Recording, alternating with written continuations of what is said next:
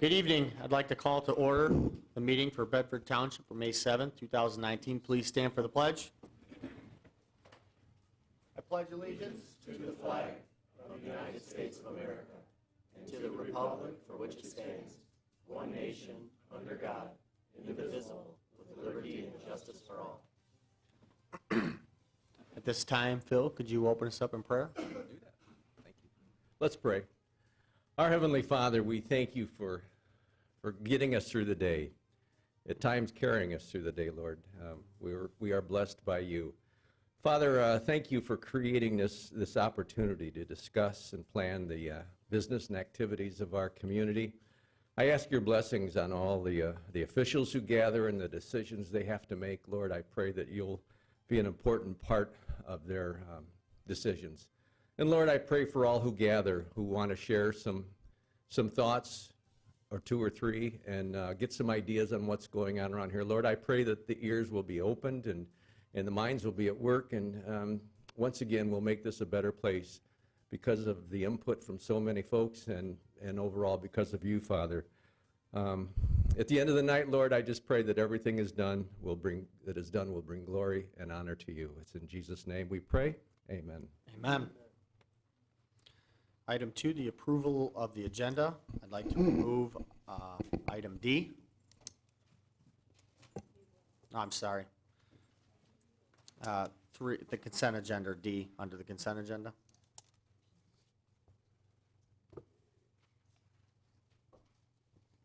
Other than that, I look for a motion.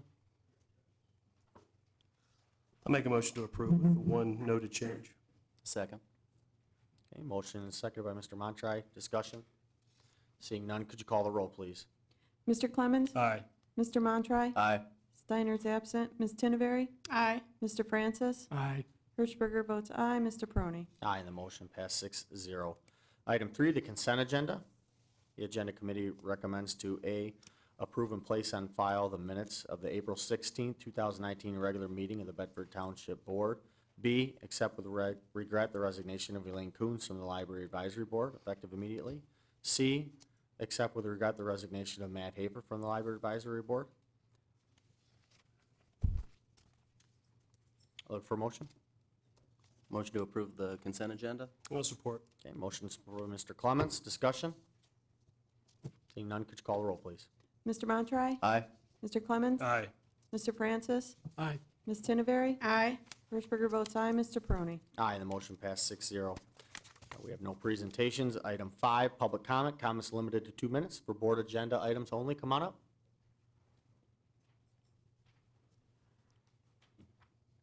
Good evening, Logan Tisdale. This is a quote, and this is in regards to the sheriff's summary report. If nothing changes, nothing changes. If you keep doing what you're doing, you're going to keep getting what you're getting.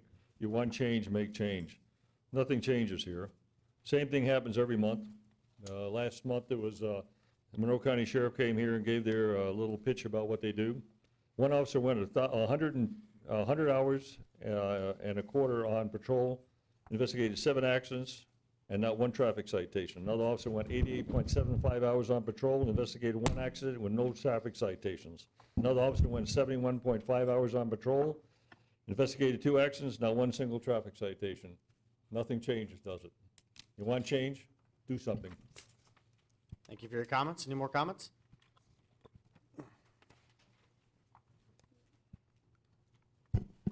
Gail Kane, 1056 West Temperance, 1st to 7B. The request is backwards, and it is to my knowledge that the last time I pulled the packet regarding this, before it was pulled from the agenda, Mr. Peroni had already signed a binding purchase agreement.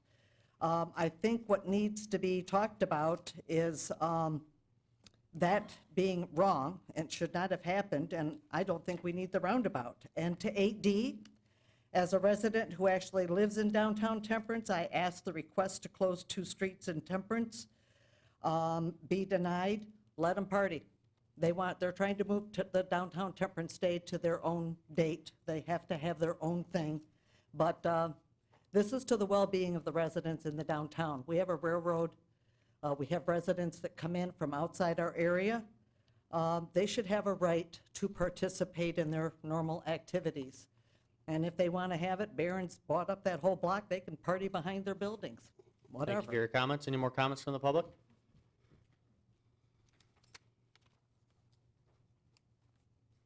Lamar Frederick, 3254 Deer Creek Drive.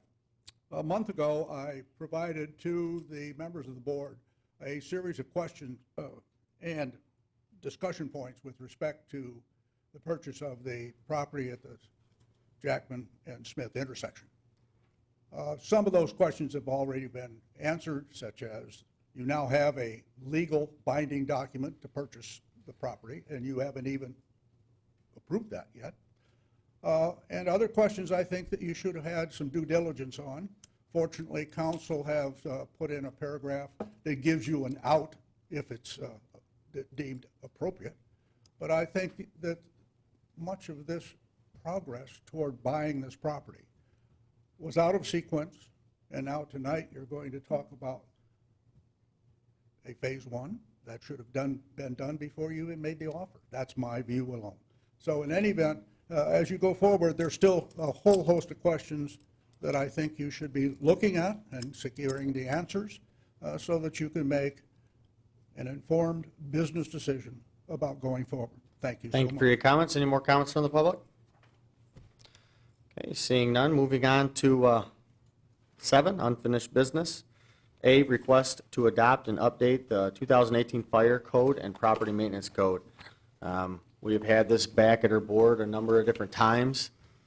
We've taken months and months to really try to figure out what's best for our fire department and for the business owners of Bedford. And I think we've gotten it finally to a resolution that we can all work with. Mr. Graham, could you kind of get into a little bit where we're at and the two options that you guys just wrote for us that are here before us today? All right, well, of course, you're talking about the key box criteria, but there's a lot more to it than just that. These codes have to be adopted every 3 years to make them, effective and current. And so the only reason we adopt the fire code and the property maintenance code together, the only reason we do that is because they come up at the same time. They're not related really in any way, but we adopt them and they're part of our code structure, and they do work with the construction codes that are adopted by the state automatically. So it is important to keep those codes up to date. This is what the fire code looks like right here. That's the 2018 fire code, much smaller, the property maintenance code. And by adopting one of these provisions, you're adopting these two, which are the 2018 version. The 2015 versions are in effect right now. With respect to the key box, over all these years past, we've adopted the code, the fire code, including the requirement for a key box.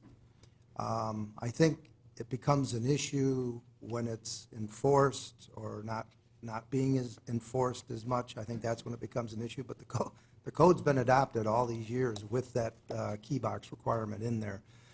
And so what we've been dealing with is trying to come up with some compromise. And I think, as I understand it, there were 4 compromises here, and one was to leave it as it is in the fire code, meaning you had to have a key box when the chief determined that you had to have one. And then one was talking about going to the Fire Code of Appeals and all of that. And to me, too complicated, too hard, too many people, and I wouldn't recommend that one. And then there was one with the key or the contact info. In other words, instead of putting a key in the box, you put contact information. And the last one, which as I understand it is the one that's of most interest to the board, we need the board to vote on it, is the one that you have to have a key box, you put the key in it, or you put the contact information in with a release to the township. Because let's face it, there's a big difference between a key where there's immediate access and just contact information where who knows how long that would take to get somebody there. So I think that's the thinking behind this. I would like to see the 2 codes adopted, and it's adopted by one amendment, one ordinance, both codes, and you just need to choose which one of the key box provisions you want, because other than that, they're all the same exact ordinance amendment. So, like I said, I thought that what I'm hearing is the one that's most palatable going into tonight is the one where there was a key box with a key or with contact information with the release to the township and fire department. Thank you. Anybody have any comments or questions, board members? I mean, This has come back to the board. It's been expressed that a lot of the business owners want the option to be able to put contacts in it, contact information instead of a key. So that's why we're back at this again, Mr. Francis. There are 4 options. The one we're talking about as being, maybe my preference would be number 4, the one that Tom mentioned. All 4 options require a box, unless the property owner or business operator goes to the appeal board and convinces them that he has some circumstance that is the same as having a box or provides the same thing that the key box would provide. And that board would then allow that individual to not have a box if he had something that was similar to it or comparable in the effect of it. Number 4 allows, well, three of the 4 options allow individuals to sign off and not have a key, but have the contact information card inside the box instead of the key. Option 3 requires that, only there is no waiver to release the township from liability in 3, so I don't think we ought to allow that at all. We need to have that waiver in whatever option we pick. 4 has all of those, allows them to opt out if they wish. They need to sign a waiver. I would assume the fire department would be handling that because the inspector would be the person going to that establishment and talking to the owner or the operator who would say, I don't want to have a box. And then say, well, there is an option that you might exercise if you wish. Here's the waiver or hold harmless clause, whatever we call that. And I think that document ought to be notarized by the business owner or operator, and then the fire department keeps that on file. So we'll know.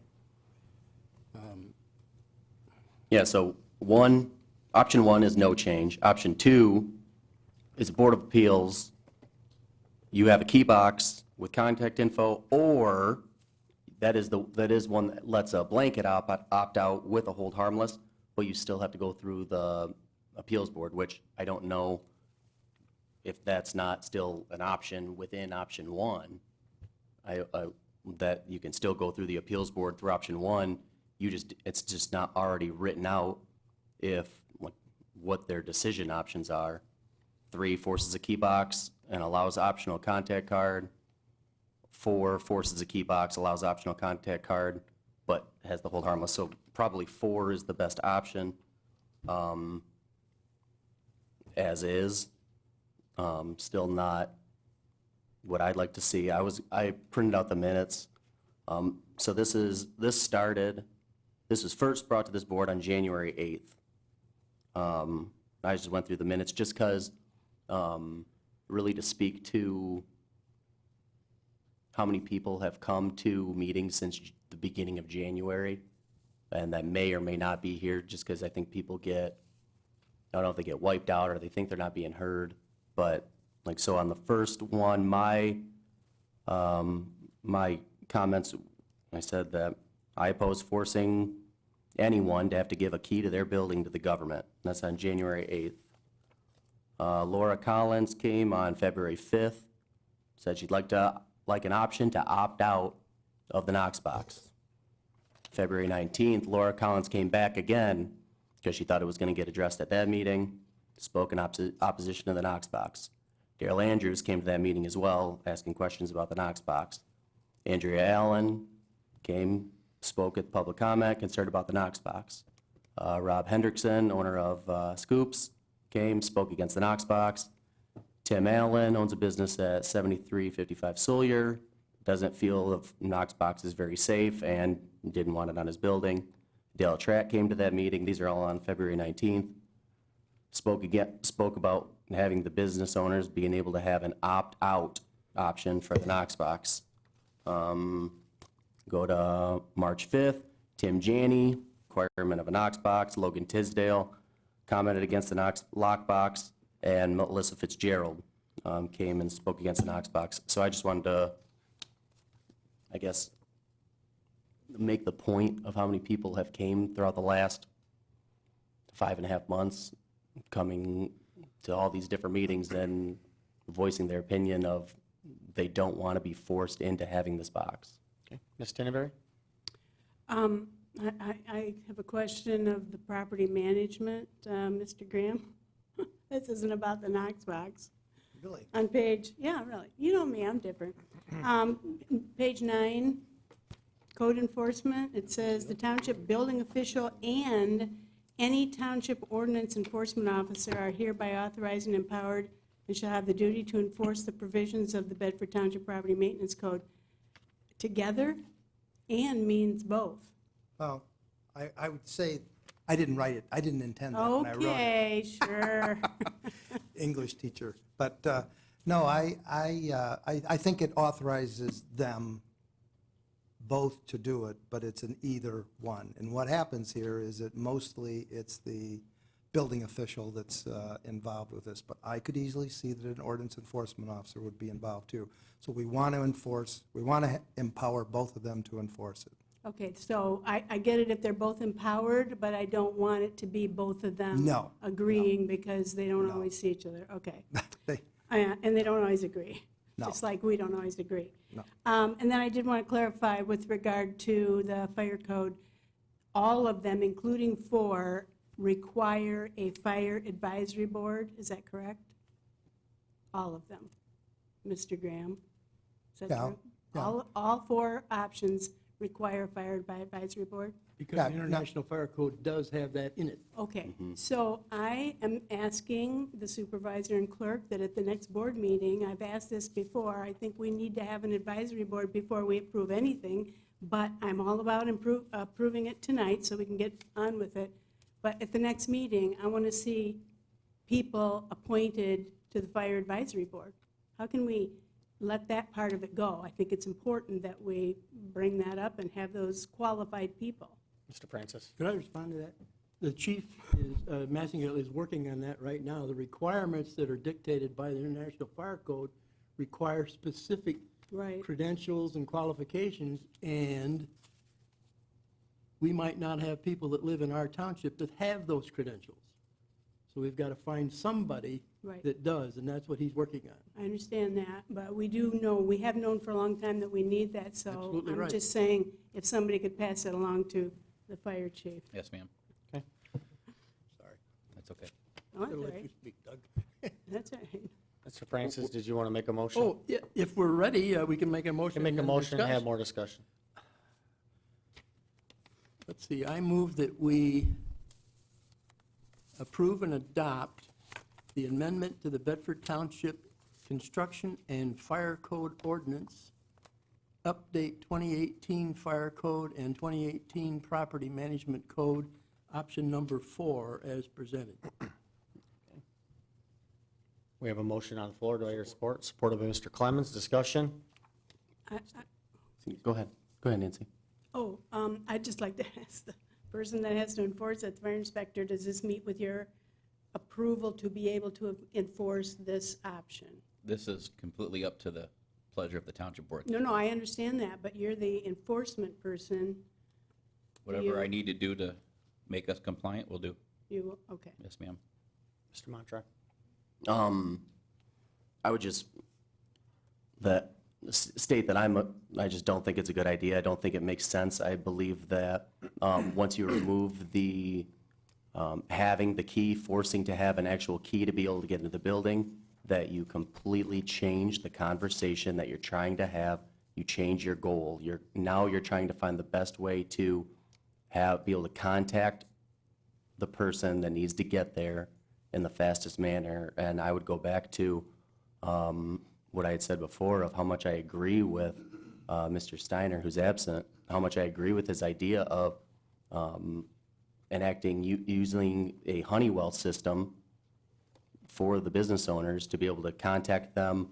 I don't know if how exactly that would work or the cost or whatever, but I just feel like it's an infinitely better option for contacting people quickly, that would be able to contact them, like within dispatch, would be able to, using those that Honeywell system, to get a hold of them rather than, which removes the drive time, it gets them there faster, and it's extremely less intrusive on what I believe is a freedom infringement and against the Fourth Amendment of the Constitution.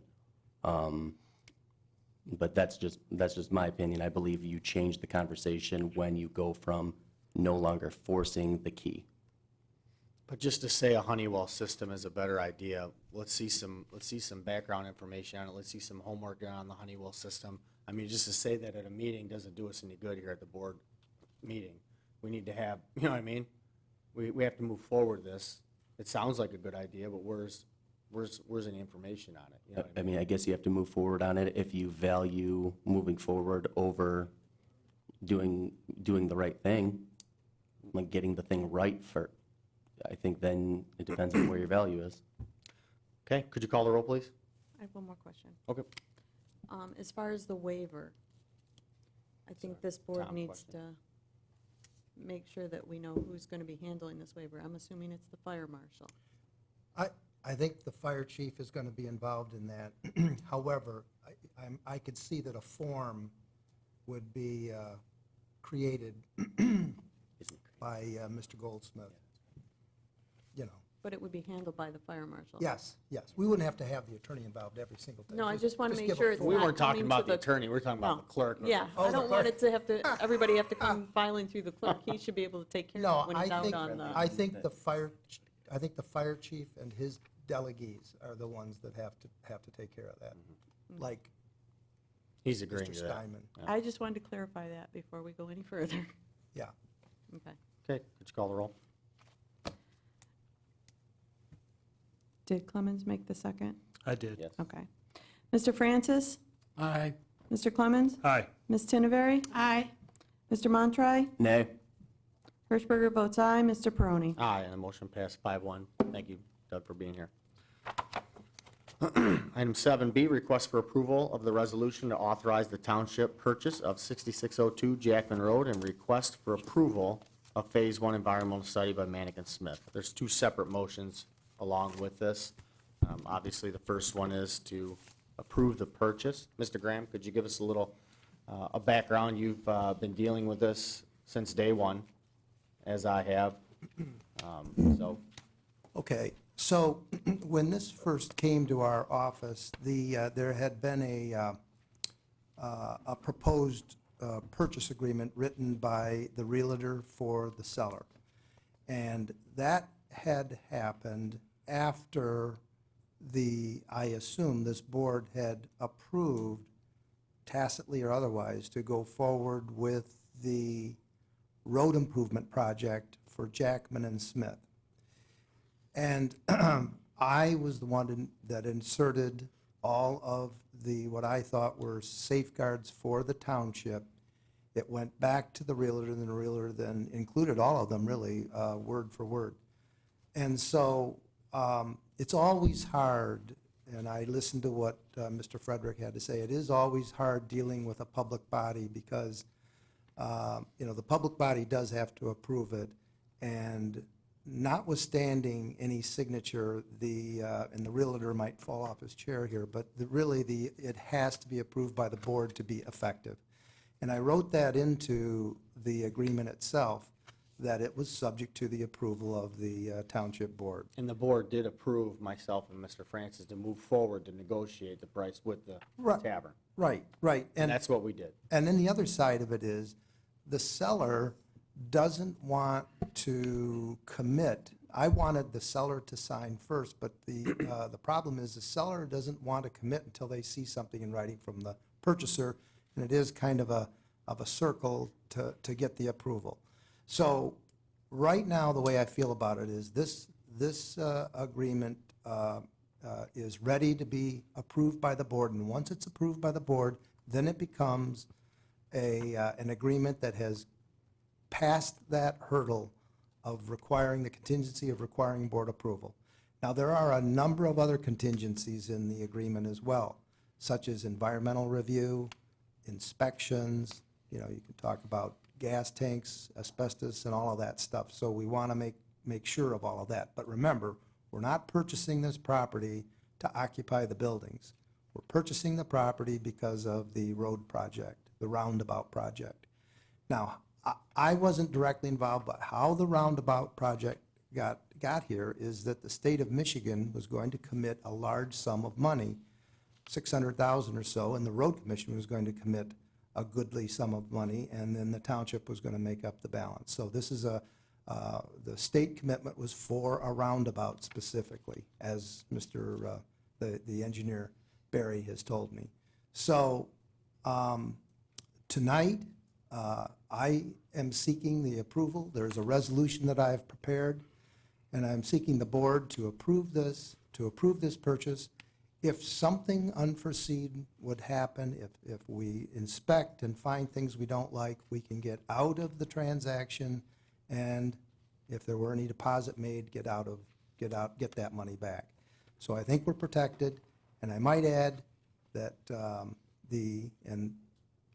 Mr. Miller, who's in the audience, the realtor, has told me that he would be willing to possibly add some time to the agreement to give us more time to do our inspections. And I see tonight that you have Mr. Bushman's contract for the Phase 1 review, which is very important. And so I think we move forward on this, and we approve it, and we see what we have there. And to get back to the purchase, we're not in the business of buying property just to buy property. This purchase was required if we were going to go forward with this project, because the project required more land than was available. And this wasn't a type of a situation where we could just take a little chunk here or there. We had to take a large amount of the land, but not all of it. So I think if you want to go forward with the project, I think this purchase is required. As far as the valuation of the property, the purchase price is less than the assessed value that's on the tax roll. And I would say that the purchase amount is included, a higher amount is actually included in the proposed budget for the road project. So it just seems to make sense to move forward if you want to move forward with the roundabout project. So I'm recommending the board to approve it so that we can move forward. Now, Mr. Bushman's here, if you want to talk about engineering. Jerry, Mr. Bushman, you can come up to the mic if anybody has any questions for you. You want to come on up? Anybody have any questions for the legal or Ms. Are you Denneberry? kidding me? Are you serious? I have lots and lots of Well, questions. come on with them. Here we go. I'm coming. Listen, first of all, all of this should have been covered before you ever brought a roundabout thing to us in the first place, because the roundabout seemed, except to me, some good thing because of this money from the state, this grant money. But there's always strings attached to grant money, and here we go. We're engaging in a money pit. We're engaging in, we talked about this much is what was approved for the roundabout. Now here we have extra property cost, extra environmental cost, extra study costs. It just doesn't make sense to me, all this money that we're spending, and I still contend this is not our easement, it's not our right-of-way. The road commission will own the right-of-way, and our taxpayers are paying the bill for all of this. Okay, I do have a question. This says Phase 1 ESA. How many phases? I mean, it sounds like start out and then we end up with 10 or 12 phases, and we got lots more money we're talking about. Well, assuming that nothing is found, Phase 1 is sufficient unto itself. The purpose of a Phase 1 environmental assessment is to determine if there is anything. That includes some due diligence on the site. That includes research of previous uses of the site walkthrough, et cetera, to determine if it is what they call a facility or that having a contamination on site. If nothing is found, that's the end of it. If something specific is found, then you need to address it, and that's just a matter of anything that happens to be found, such as asbestos or anything like that. Since we haven't purchased it yet, are we responsible, or is the owner of the property responsible to take care of whatever is found? That would be a matter of negotiation. Tom can Well, speak to well, that. It seemed to me that at the corner of Secor and Stearns, the owner of the property had to take care of what was found. we're purchasing the property for the price of $65,000, and we're taking the property in its as-is condition unless we find something that we don't like, in which event we can get out of the transaction, or we can go back to the seller and try to negotiate something. Well, we've But- already but the paid price- for, we've already we ha- paid to have it done. I mean, there's already money, gone out the window. We haven't done the Phase 1, we haven't had an agreement yet. Well, I'm And- talking about if it gets approved. Yeah. So then, we're out, But the money- get nothing. The money is, yeah, we're expending money to determine whether or not we want to keep this purchase agreement in place. We are. But all of this was, as I understand it, determined by the road commission and the state, that it would be the township's obligation, to acquire the property, and that acquisition cost would come out of its portion that it was The committing. 175. Yeah, It the was 175, the 175 us, one-third, whatever, 175 them. whatever it was. So will we own the right-of-way? Well, we're purchasing the land, so we're not purchasing a right-of-way, we're purchasing the land. And once the right-of-way is imposed, we are going to try to have of course, the right-of-way will be owned by the road commission. Yes, No it will. question about Yes, that. no question. But, the land underneath, that's a little different story. Okay, Barry, this is your fee for doing this study. Does this include, if you find something, how is it going to be taken care of? Is that going to be another cost? As I said, this includes the Phase 1, which is the initial investigation. If something would happen to be found on a site, then that's when you would move into a Phase 2, a limited Phase 2, to address whatever happens to be found on site, if you so choose to move to that step. I mean, is this $2,500 your fee, or does that take care of whoever you have to hire to find stuff? Or are you going to be out there? We will be doing the work ourselves. Our environmental group would physically be doing the work. Okay, so that takes care of the work. Yes. Well, as I said, Lamar did bring up the point, and we all know at this point that a contract or a paper signed by one person in the township, whether it's a supervisor, clerk, or treasurer, whoever, is not binding on the board because it has to be signed by at least the supervisor and clerk in order for it to be a legal document. But Lamar did bring up the electrical poles being moved. Is that going to be our expense as well? Or is that the road commission going to do something?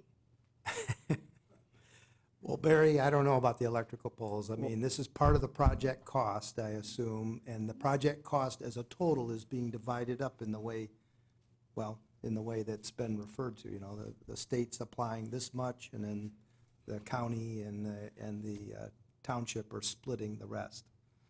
So I don't, whoever. Has anyone talked to anyone about moving the poles? The road commission, first of all, I would like to applaud the road commission for going after a grant like this and coming to us and asking if we want it. They're partnering in the project with us. We're looking at almost $1 million project for $175,000. high. No, don't keep saying 175,000. On our We end. have all these other costs that go Okay. into it, so we need to add those up. But keep in mind, Let's not keep give in a mind, we're false buying two impression. parcels, Can I say something? and one of them can be sold after the fact. So you're gonna gain back some money from that anyways, probably to cover whatever he's doing and then some. Go ahead, Mr. Francis. The $1 million approximate number that you were using has all of this in it. It's 900 and, I didn't bring the exact number, $935,000 total project. 597,000 of that is paid by the grant. The balance between the total and the 597 is split 50-50 between the township and the road commission with a max of 175,000 each. That includes everything. This environmental study, $2,500, that's built into the budget. The budget that made up that $935,000 included $100,000 to acquire the property and demolish the buildings that are on it. So we're buying the property for $65,000. That leaves $35,000 to demolish it. That'll pay for the demolishing probably twice. None of that was given to us when we agreed to the roundabout. None of that. None of what? None of what you're saying, none of all of this. This is the first that I've heard about it, unless there's been some other discussion in the township that I haven't been aware of, but this is the first I've heard about, and this thing from Barry is the first I heard about an ESA study. This is the first numbers that we have gotten, I have gotten, and shame on whoever if they total knew it and project? didn't give it. Yeah, it wasn't anything about the utility poles and about buying the property, yes, but not all this other extended studies and all of that. Nancy, you're putting something in there that just is not true. Well, it's true to I me. presented the numbers Yeah, the numbers. at a board meeting, and you were there. The So don't tell numbers. me this is the first time you heard about it, because it's not. The numbers, but you didn't delineate the numbers as to what was what, just the $174,000. So this cost, this $2,500, and the cost of moving the poles and all of that is in that $173,000. Yes. Well, then, that wasn't stated before. It wasn't listed as a separate cost. Okay. Any more questions? We didn't include the cost of spraying for mosquitoes out there either. It's ridiculous. Any, You want to enumerate every single dollar and have the board vote on every single dollar before you even get the final? I'm not understanding her comment either, to be honest with you. Ms. Hirschberger? In the contract, it says that the seller is going to pay for all the past back taxes that are due. Yeah. Can we get something in there about the sewer and water bills that aren't paid either? To make sure those are covered too by the seller? Well, I think all the utilities would have to be brought current. I can't point to it, but I think something like that's in there, but we I have the didn't see realtor. anything. I was Yeah. looking. Jerry, It's all have you looked into taxes. the sewer Yeah, and water? so, bill? yeah, and it's, where that falls under is providing clear title to the new buyer, which in case would be you, and if you, the title work has those delinquent bills on it, so those would be brought current, so we would deliver clear title, which would bring the past utilities Okay, up, thank you. as well as the taxes. Okay. Seeing no more questions, I look for a motion.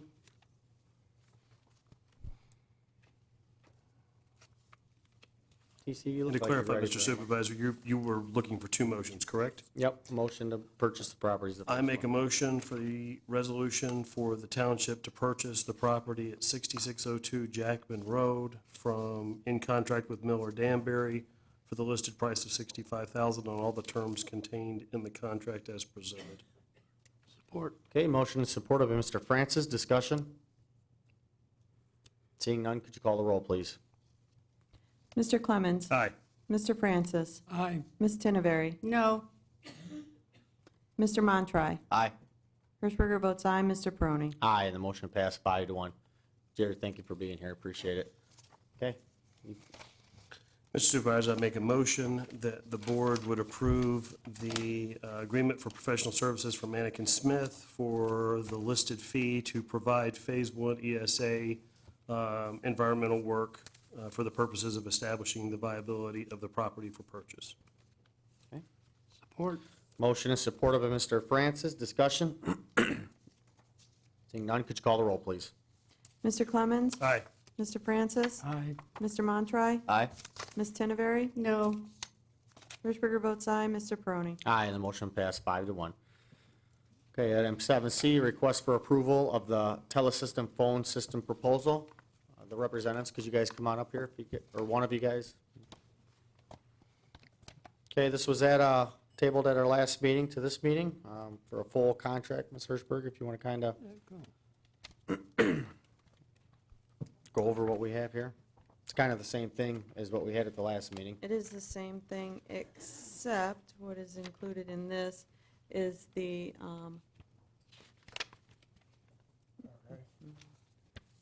get to the right page here. Does everybody have a copy of? The retail master terms and conditions of service and additional terms and conditions for individual services.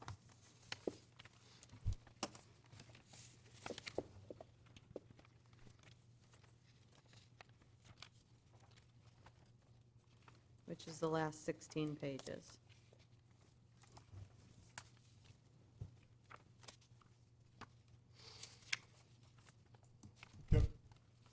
Anybody have any questions for Buckeye? Tell us. I have a Telesystem? Ms. I have a Tinneberry? question for their junior partner. Okay. I mean the one you can't You ever see used behind the this podium? phone before, Bud? He wants to talk in the microphone. Okay, I guess it's good with it. Okay. Tom, did you Seeing read no- this? What's that? Did you read this agreement? Not really. No, let's, This agreement is the same one that we were the same bound one, to yeah, yeah. before, so. we When does still this have the start? same When does this- savings. Just so you guys know, it's still the same savings as we had at the last meeting. I noticed that. So, How soon could this be done? What, How soon could this be done? The quickest would be about 45 days. That's the time to acquire new phones and. can you come to the microphone, please? Matt Mishler. It would be about 45 days. That takes the time to acquire the new phones, schedule the install and training with a time that's acceptable to the township. Okay. Very cool. All right. No more questions. I look for a motion.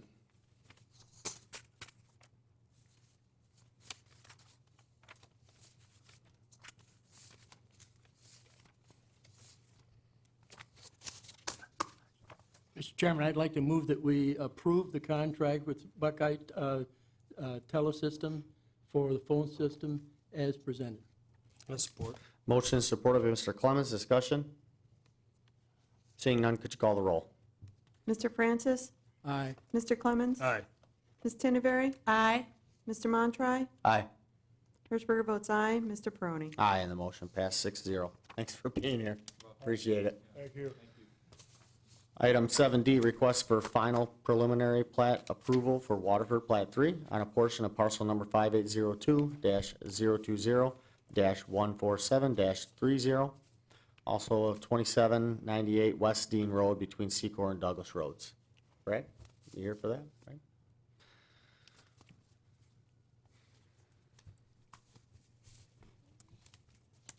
Anybody have any questions? Or Ms. Tinnery, did you want to talk about this? Sure. I don't have any questions, though. This is the final preliminary plat approval for 9 additional lots with 8 additional homes for Waterford Plat 3, which is a single-family residential development in an R2, two-family residential zoning district. Plat 3 will complete the proposed Waterford subdivision development with a cul-de-sac design, as you recall, years ago, actually. There was quite a conversation about whether or not they would have that access off of Dean Road. And as you've seen in the minutes, the access is there for construction purposes only.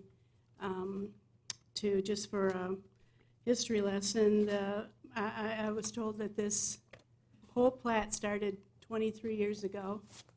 I mean, this is pretty sad for it to be lasting this long. The two gentlemen had black hair when this started, and as you can see now, The other gentleman's hiding in the back, but they were young men at the time, and it's worn on them, but the Planning Commission voted to recommend approval, so. Okay, anybody have any comments or questions? Ms. Hirschberger? I heard that a letter was sent out to the residents in the subdivision, and I have to say that I got positive response about that. Yeah, good, good. Well, I They look have- for a motion then. They have made every opportunity they could to accommodate the current residents, so. You want I to make a commend them motion, for Ms. that. Stenberg? Yes, I will make a motion. I'd like to move that the board approve the final preliminary plat for Waterford Plat 3 on a portion of parcel number 580200147-30, otherwise known as 2798 West Dean Road between Secor and Douglas Roads, conditioned upon, 1, any and all issues outlined in the Monroe County Road Commission, Monroe County Drain Commission, Mannik and Smith Group, and the Bedford Township Fire Department letters, which shall be addressed prior to final plat approval. Number 2, the 20-foot wide construction drive off Dean Road shall be utilized for all construction traffic and shall not be removed until after all final construction has been completed. Number 3, the level 3 wetland identification review of approximately 8 acres of property, determining approximately 1.5 acres of wetlands are regulated by the MDE, Michigan Department of Environmental Quality. And number 4, the deed restrictions for Waterford Plat 3 be submitted, reviewed, and approved by the township attorney. Okay, no support. Motion is supported by Mr. Montroy. Discussion? Seeing none, could you call the roll, please? Ms. Tinnevery? Aye. Mr. Montroy? Aye. Mr. Francis? Aye. Mr. Clemens? Aye. Hirschberger votes aye. Mr. Peroni? Aye, the motion passed 6-0. Thank you. Thanks, Brad. Appreciate it. Okay, item under new business, 8A, request for approval of vouchers for payment. Ms. Hirschberger? I'd like to make a motion that the following vouchers be approved for payment. General Fund, $70,956.12.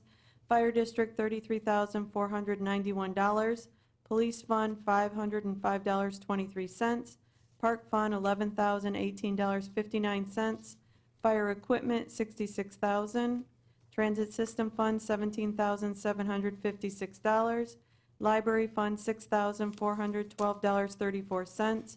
Water Revenue Fund, $7,255. Lewiston Estates SAD, $13,169.93. Downtown Development Authority, $15,360.48. Sewer O&M Fund, $5,504.51. Trust and Agency Fund, $7,107, for a grand total of $254,536.20. Support. Motion is supported by Mr. Francis. Discussion? I just want to mention that you'll see fire equipment, and that's because of the millage, so there'll be a new line item from now on. Could you call the roll, please? Hirschberger votes aye. Mr. Francis? Aye. Ms. Tinnevery? Aye. Mr. Clemens? Aye. Mr. Montroy? Aye. Mr. Peroni? Aye, the motion passed 6-0. Item 8B, request for approval of a permit for the June 21st, 2019 Township Fireworks Display. Mr. Clemens? This is a permit that this board sees every year for the fireworks, which is put on by the Park Board Commission. There's nothing exceptional this year. It's falls within what we've done every year, and so the Park Board is simply coming to ask that this be approved at tonight's meeting. Is that in the form of a motion? I make that a motion, please. Oh. Craig? What, you want me to support? You look like you were going to support. I'm going to support those Oh, okay. fireworks. Let's go. Okay. you, Discussion? Craig. Ms. Tinnevery? Is this the same company that they've used in the past? It's my understanding, yes. Yes. Okay, could you call the roll, please? Mr. Clemens? Aye. Mr. Montroy? Aye. Ms. Tinnevery? Aye. Mr. Francis? Aye. Hirschberger votes aye. Mr. Peroni? Aye, the motion passed 6-0. Item 8C, request for approval for the Park Commission to sell property on the corner of Substation and Crab Road, also known as Miller Park, parcel number 5802-023-001-00. Mr. Graham? Yes, this is, A quick history lesson. okay. I know there's other things going on. No, this is a mere formality, because the Park Commission holds title to this property. Now, you know, in this township, we're trying to have all the properties owned by the township, but there are many, and this was taken title for the Park Commission in 1967, and they've held title ever since.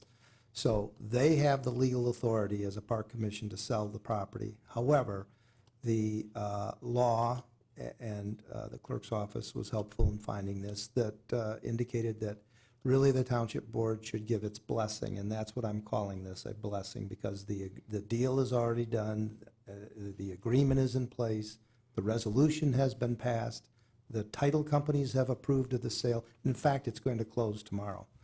So I would just ask the board to approve this.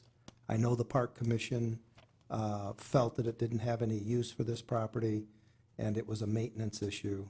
And so I hope you will join them in approving of the sale. I want to applaud the park board because, as everybody on this board knows, the park board's way underfunded. We can't maintain our park system on the budget that they have and keep all the equipment that we have up to date and safe for our kids.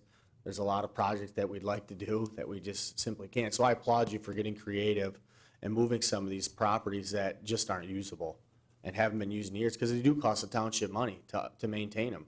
A tree falls on somebody's fence, and cutting them every year, it's money every year, so I applaud you, appreciate it. So do we need this in the form of a motion then? We need it in the form of a motion. We don't need any written resolution, just a motion. Any comments, or somebody like to make a motion? Is it a motion to ratify what the park board has already done, or? I would say it's a motion to approve of the sale by the park board. Mr. Supervisor, I'll make a motion. Make a motion that this board approve the sale of the property, parcel number 5802-023-001-00, known currently as Miller Park, by the park board. Support. Motion is supported by Mr. Montry. Discussion? Seeing none, could you call the roll, please? Mr. Clemens? Aye. Mr. Montry? Aye. Ms. Tinneberry? Aye. Mr. Francis? Aye. Hirschberger votes aye. Mr. Peroni? Aye, the motion passed 6-0. Item 8D, request to approve the attorney hourly rate increase for Lenna, Graham, and Goldsmith. That's pretty self-explanatory. I believe it's going from $125 to $150 an hour. I mean, we all know the history of Leonard Graham and Goldsmith with this community. I don't know how many times, I can count on one hand where I didn't feel 100% confident in them handling our situations here at the township. I think they're well worth the increase, so I have no qualms about it. If somebody would like to make a motion. I would. Mr. Chairman, I'd like to move that we approve the hourly rate fee presented by our legal counsel, Leonard Graham and Goldsmith, as presented. I'll support. Motion is supported by Mr. Clemens. Discussion? I'd like just to, I'm sorry. Do you have your hand up? No. Oh, just to point out that it's still significantly under their, you're still getting a significant discount from their usual rate, that even with the increase. Okay, could you call the roll, please? I think they make that up in the hours that they charge. Yeah. Exactly. Well, Paul keeps calling them. Sorry, Tom. Mr. Francis? Aye. Mr. Clemens? Aye. Mr. Montry? Aye. Ms. Tinneberry? Aye. Hirschberger votes aye. Mr. Peroni? Aye, and the motion passed 6-0. Thank Item you. Thank 8E, request for approval of a resolution of 2 road closures for the Temperance Street Fest. Come on up. This was at our board meeting last meeting. There was a number of questions asked, good questions, and I think you guys have gotten a lot of answers. The road commission was contacted today, I think in a week ago too, about Mr. Francis has brought up the fact that Lewis Avenue is a truck route. So we need to look into that, and basically what the road commission had stated, they sent an email today that this board approves that they will work on whatever we need to work on as far as the truck route. Correct, and I did speak with Matt again today at 4 o'clock on the phone, and he said that they wouldn't begin to work on that unless the board approved the street closure, and as stated in his email, they will do all that they can to work with us and put together a proper detour for trucks in particular. And I'll just read the email. The MCRC needs to have a resolution passed by the Bedford Township Board stating their support of the closure of Lewis Avenue for the festival in August. Once the resolution is passed, the MCRC Engineering Department will gladly assist with creating an approved detour route for the event. And it just says Ms. Jen at the clerk's office had contacted us about it as well, so. Anybody have any comments or questions, or Ms. Tinneberry? I went over there and looked and checked out the, I guess I don't see the need for closing the roads. I think that, I understand, I've heard the whole safety issue. I've heard that in the last year when this was done, the sidewalk was crowded or whatever, but I think there's ways, I mean, you can, in the place where people park along the side, you could put cones up, and traffic can still get through. That way you are able to have, you know, some of the things closer to the road or out in the road area. As long as cones are up, people drive by cones all construction season long, and I don't know, I don't see, I feel the need that for the people that live there, that they should have the right to come and go on a work day as they normally do. So I'm totally not in favor of closing the roads. Well, just so you know, as far as the people being able to come and go like they normally do, they can. No, Nobody- I get the there's soft alternative closures. routes. I No, get that. That's not how they normally do. Do you want to speak to any of that? I do actually have a comment to make, if that's okay, to kind of describe a little bit more about what the event is, so maybe that helps too, because I feel like I kind of did a bad job fully explaining. So just to give a little bit of background, the people on this committee helped last year with Downtown Temperance Days and kind of brought some different events and stuff, and we felt, hang on, I'm trying to say this in the right way. We didn't feel welcome or supported by what was going on with Downtown Temperance Day, so we created our own event, and it's the same committee that kind of helped get in dunk tanks and different vendors and the car show. And so we only had a month to plan what we did last year, and with just planning in a month, we got over 2,000 people down to the event. This year, we're hoping to get 5,000 people down to the event, and you put 5,000 people in that little strip, and it's going to get very crowded very quick. And we're also looking to bring in more things. Some of the events that we're looking to do, actually, we're kind of hoping to have like little mini parades throughout the street with a dog parade where kids dress up their dogs and get to walk them down the street. And there's also a kids bike parade too, where they get to decorate their bikes, walk down the street. We want vendors on the street, not tucked back in little parking spaces where we can find room for them. I do actually have a map of what was laid out for what we did last year, and I can pass this down. I'm sorry I don't have copies for everybody, but can I bring this over real quick? And I just want to take a look and pass it around. That gives you a layout of kind of what happened, and it was very segmented. It was a very good event, but it was very segmented. You had vendors tucked back in the Monroe Banking Trust parking lot. You had some parked back in another parking lot and on the other side of the street. And you had face painting in the middle, car show way at the north end, entertainment way down at the south end. By closing the street, first of all, safety is our most important concern for kids running around, parents, but also to be able to make this a bigger and better event. We've contacted Indian Creek Zoo, and we hope to have them out with some animals. We also contacted Duke Farms, and we're hoping to have pony rides and different animals out there. So in addition to the car show, in addition to all the entertainment, we're gonna have Bedford Marching Band out there and different school marching bands, dance performances, baton twirling, like I said, the different parades for the kids with the bikes, the dogs, pie eating contests, live DJs, of course it's a live DJ, I'm sorry, live bands, DJs. We're gonna have face painting booths, bounce houses, photo booths, dunk tanks, princesses, superheroes, walking around for the kids in addition to food. And when you get all of that in that area, We just feel we can do more and have more with it all being on the street. We already have 18 vendors that have reached out to us. They reached out to us in 1 week's time to be a part of this event. And that's only being live on Facebook with the event for 1 week. We're hoping to have 50, but at this point, we hope to have 100 now. And we can't do that without the space needed for their table areas, their booths. So.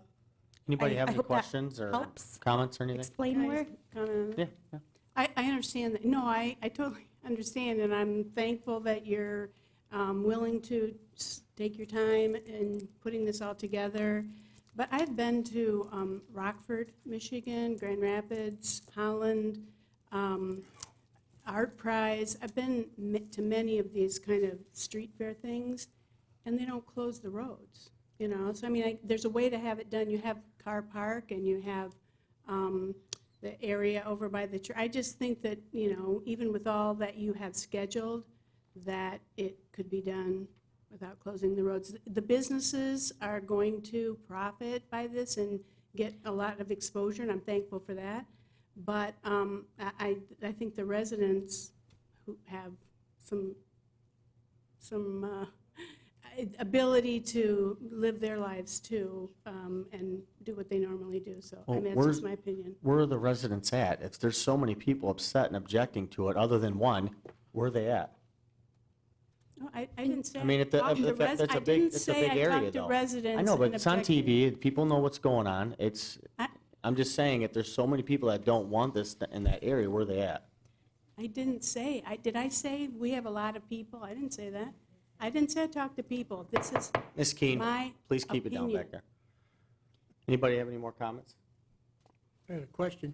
Mr. Francis? This is a closure of Lewis Avenue only, right? Plus the intersection at Temperance Road and Lewis, but it does not close Temperance Road east and west, correct?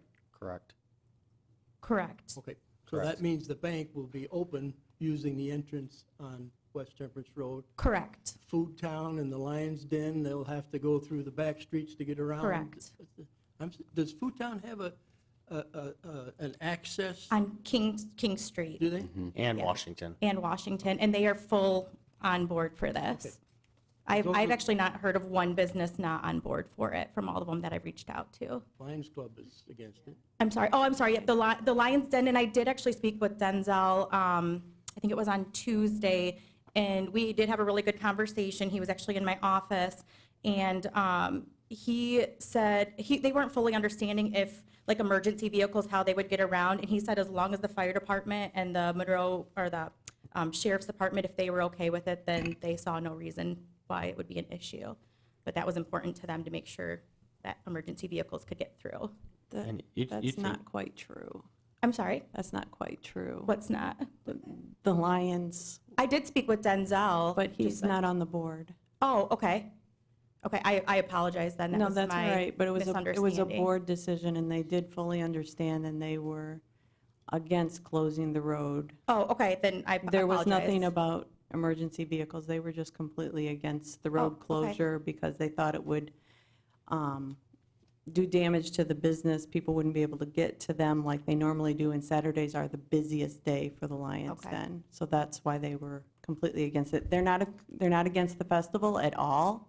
I want to make that clear. They just did not want to see the road get closed. Okay, well, then I apologize about my comment about Denzel. Another question? Mr. Francis? What is planned to have in the road from Washington Street south?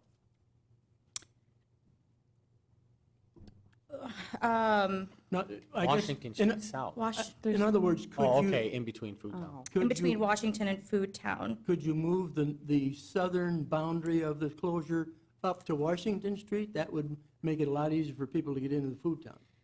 Unfortunately, I mean, Food Town, their kind of like side parking lot right on Lewis Avenue is actually going to be blocked off, and that's where some of the entertainment and performances are going to be.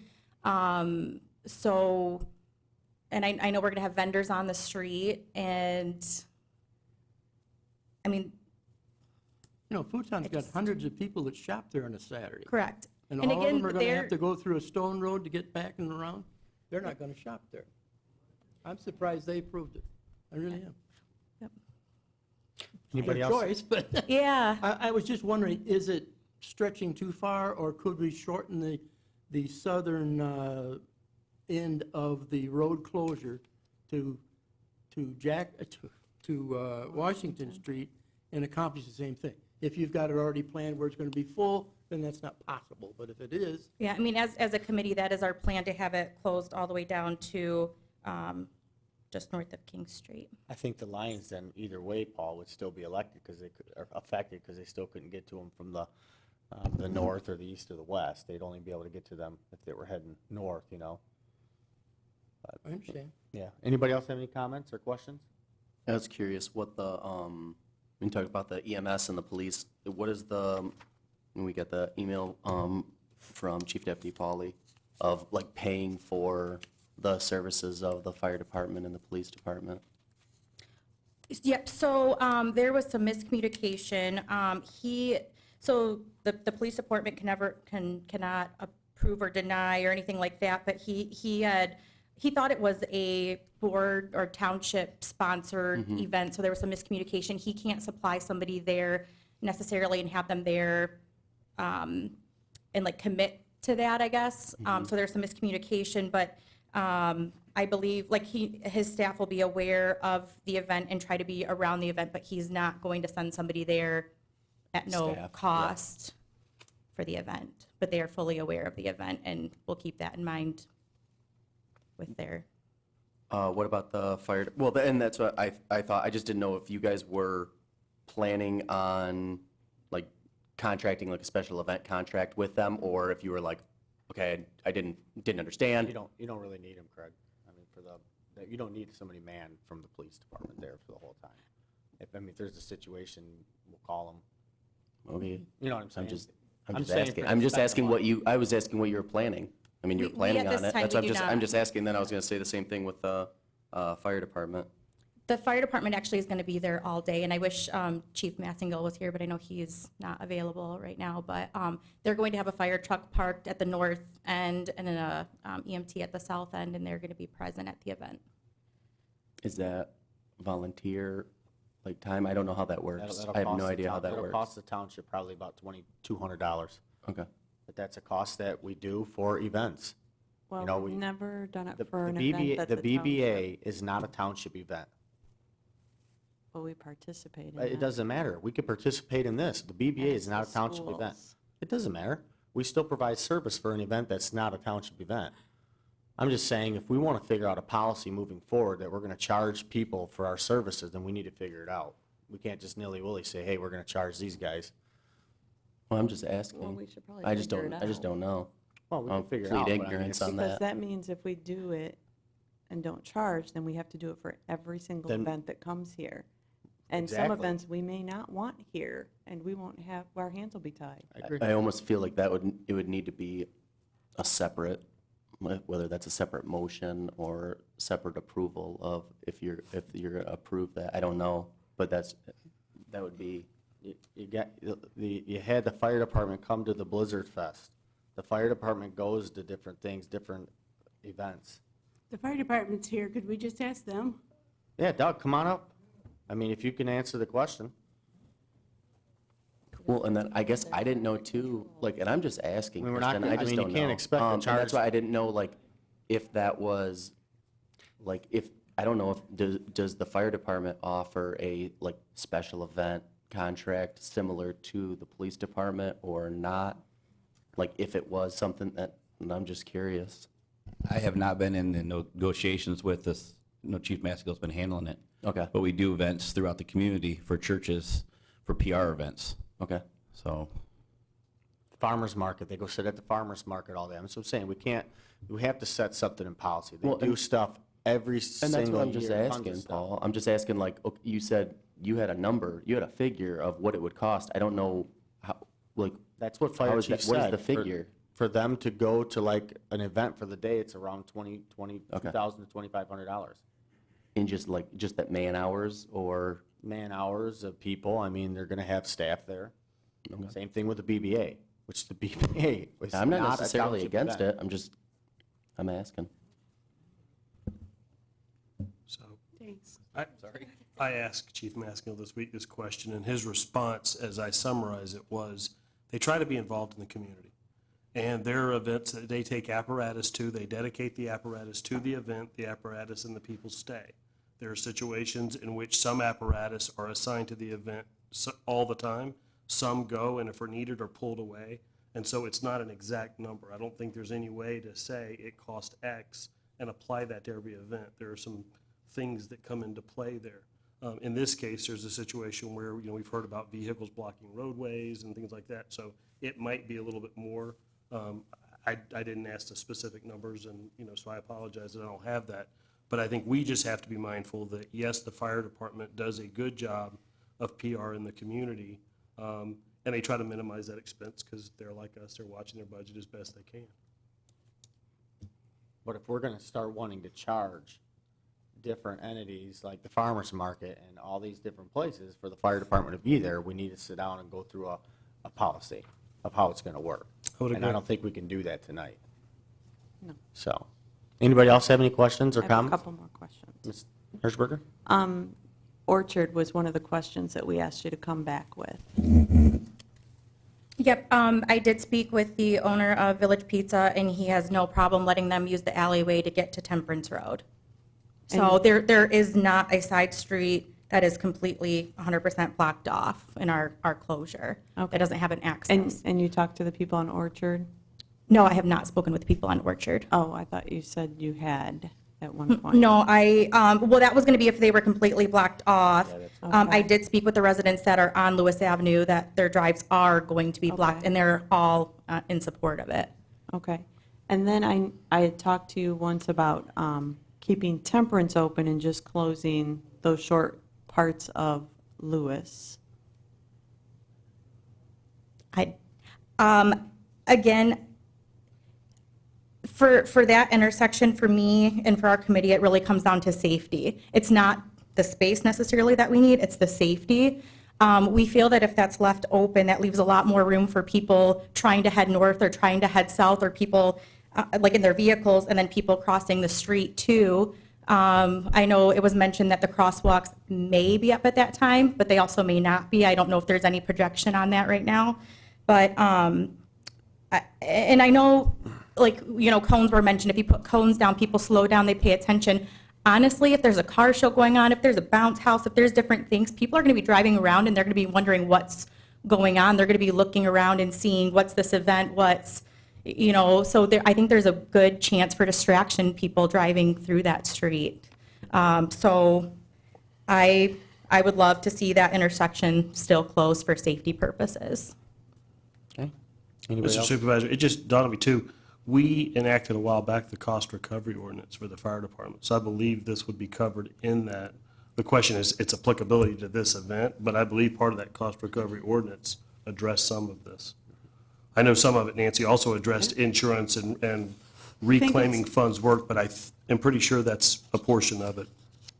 I gave Adam a copy of a cost recovery as a template, and there's nothing in there about events like this. It's cost recovery basically it's for if a utility pole gets knocked down, you can get it out of the utility company. It's mostly for accidents and fires and things like that. Okay. Actually, Tom might know, I think, I don't know, but I don't remember it ever being applied to a event. exactly, I Okay. don't think so. But, sorry, GC, but. No, I just was my thinking we may recall- not need to reinvent the wheel if it's already been addressed, but if it sounds like it hasn't. Anybody else have any questions or comments? As far as charging it, to me, it makes a difference whether the entity that's having the event is a nonprofit or a for-profit. And I believe this is a nonprofit. This is a nonprofit. Organization. The churches are nonprofit organizations. The BVA is a nonprofit organization. The farmers market is a nonprofit organization. So it's one nonprofit helping the other nonprofit. And for the record, I'm all for us being at the BBA event. I think it's a great event. I don't think we should be charging for our services there, just for the record. Okay. Would somebody like to make a motion?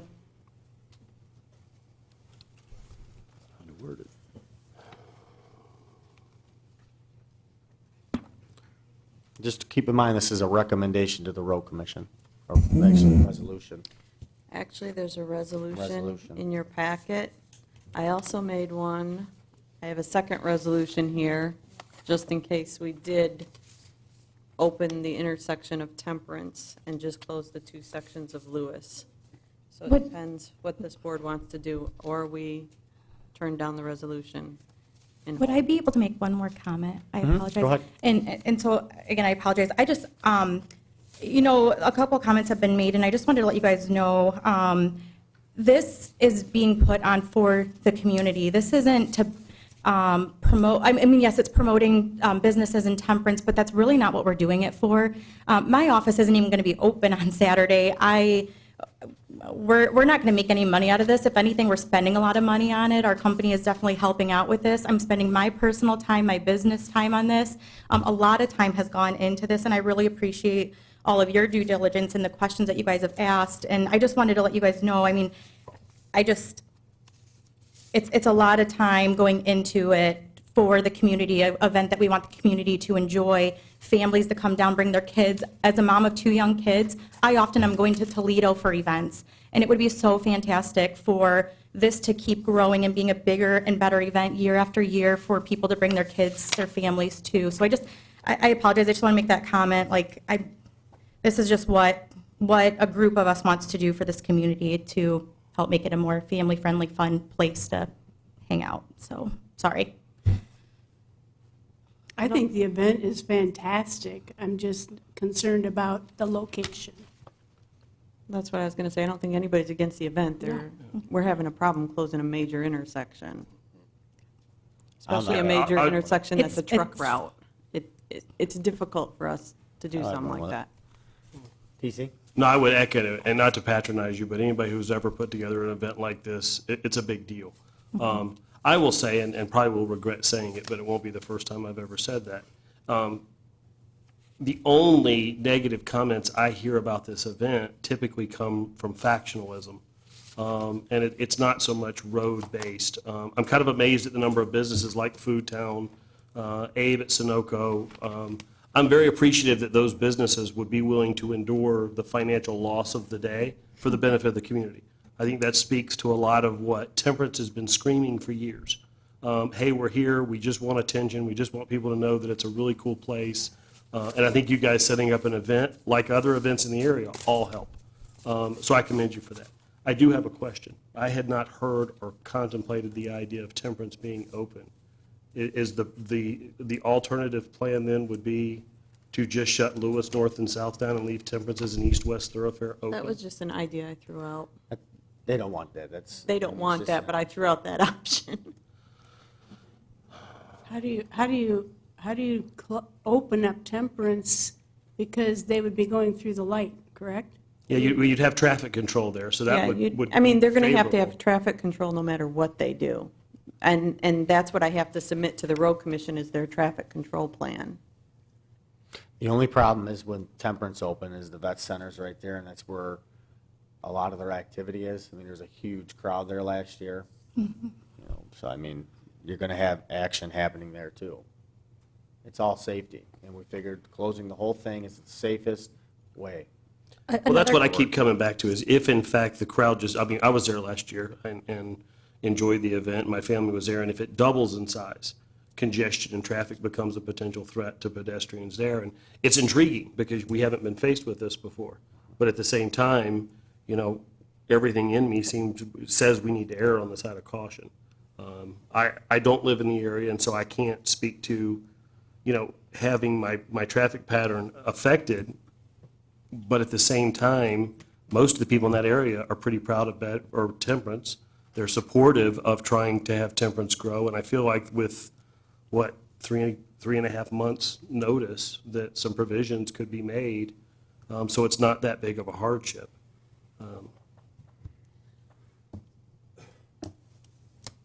Mr. Chairman, have we talked about parking arrangements? What parking arrangements are made when you have a crowd that size? You're going to have Lake Erie Transit involved. And where are they going to park that they'd get shuttled by Lake Erie Transit? Northwest Christian Church is one location, and possibly Mount Carmel would be the second, coming from the north.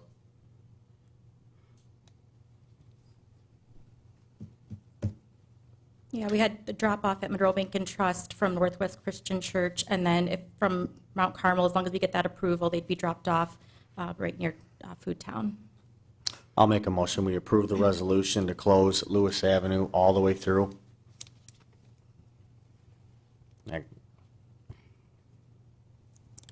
I support. Motion in support of Mr. Clemens, discussion When you said all the way through, you mean in effect as presented? as presented. Okay. Does this still have to be approved by the road commission? Yes. Correct. This is just the same as a recommendation. They have the ultimate approval. Yep. But we have to have a resolution. Were you going to do the contingent on the? Contingent upon approval with the road commission. Could you call the roll, please? Mr. Peroni, Aye. Mr. Clemens, Aye. Mr. Montry, Aye. Mr. Francis, Aye. Ms. Tinneberry. No. I would love to vote yes, but I still believe in the intersection, so I'm going to vote no. Okay, and the motion passed 4-2. Thank you. Thank you. Okay, moving on to item 8F, request for approval of the noxious weed mowing bid. Okay, you have the bid in front of you here. We do this every year. Mr. Francis, you want to kind of let us, I mean, this is to cut all the, Do you want me to take it? oh, go ahead. So I did the minutes. Noxious weeds, this is for our ordinance department when they have a lot or even a residential that doesn't mow the grass. The bank may own it, maybe they can't afford it, and they don't fall under the clause that our ordinance department has for helping seniors. Then they would send out this crew. We only received one bid from Cutting Edge Lawn and Landscape. It was in the amount of $45 per hour. Where is this advertised? It's on our website. Is that it? I'm just curious, just because That's I it. hadn't, And Shayla actually was reaching out to different places, and nobody would bid on it. nobody wanted it? Okay. That's why I was just curious. We were lucky to get the one. Ms. Tinneberry? Well, this bid came from LaSalle, Michigan, so I would, in the future, like to see them published in the paper. I know that it's expensive, but this all comes back off of the taxes, correct, of the, Correct, right. And this is $45 per hour. It's correct. pretty hefty. Was that, what was it last year? Same. Yeah, I think it think was it the was the same amount. same. Same? Yeah. Same company too, isn't it? Is it the same company as last year? I don't believe it's the same company. Schlegel had it last year. Oh, you're right. Who? Chris Schlegel had it last year. Yes, You're right. yes. And he didn't want to bid this year? No. Okay. Okay. I think Shayla went back and actually asked different companies who have done it in the past, and You want to make a motion? nobody wanted it. Sure. Ms. I'd Tinneberry? like to move that we approve the only bid we got from Cutting Edge Lawn and Landscape, 3860 East Stein Road, LaSalle, at $45 an hour for the noxious weed mowing, grass mowing. Second. Motion Okay, is supported. Mr. Clemens, discussion? Seeing none, could you call the roll, please? Ms. Tinneberry? Aye. Mr. Clemens? Aye. Mr. Francis? Aye. Mr. Montry? Aye. Richburger votes aye. Mr. Peroni? Aye, and the motion passed 6-0. Item G, request for approval of the reseal and stripe of the township parking lot. We put this out for a bid about a month ago, and we had sealed bids come into the township. And the clerk and myself and her deputy, Ms. Jin, opened them, and we went through them. We had a low bid at $10,400 to take care of everything that was on the spec sheet. And I thought, I bet you this guy didn't quote the police side. So I called him and I said, hey, and he's actually here tonight. I called him and I said, did you quote the police side? And he said, no. And so I said, well, that was part of the actual specs to bid that side. And he said, don't worry about it, I'll still take care of that side at that same price. Well, we have it here in writing, in an email from him, that he is going to take care of that side at the $10,400. So here's the quote you have. You say an email, so you don't have a signature? You want to come sign this? Come on up. Well, he doesn't have to come right now, I'm just saying. I'd I like mean, to he have a gave me his word signature. over his phone, and he, yeah, Okay, well, and we wouldn't pay him either till it got done. yeah. Okay, Will you come up, please, So are though? you making a Please, I have a question.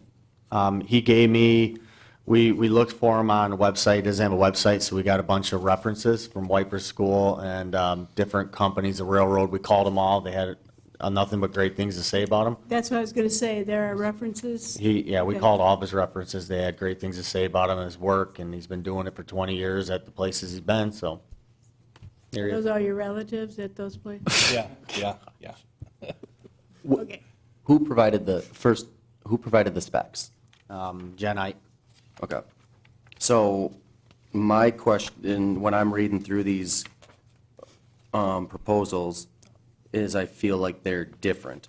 So your bid is apply 2 coats, tar sealer with sand as spec. Right. Is that spray? Yes, And that is 6 pounds per? according to the spec that they have, yes. Okay, so what my question is. hold on 1 is- second, I thought you were gonna do 3 pounds We- per. We'll do 3 pounds per, there's 2 coats. 3 pounds. 3 pounds Per per coat. gallon per coat. So So like you get total would be 6 pounds. Total of 6 You're not gonna have 12 pounds on there. Right.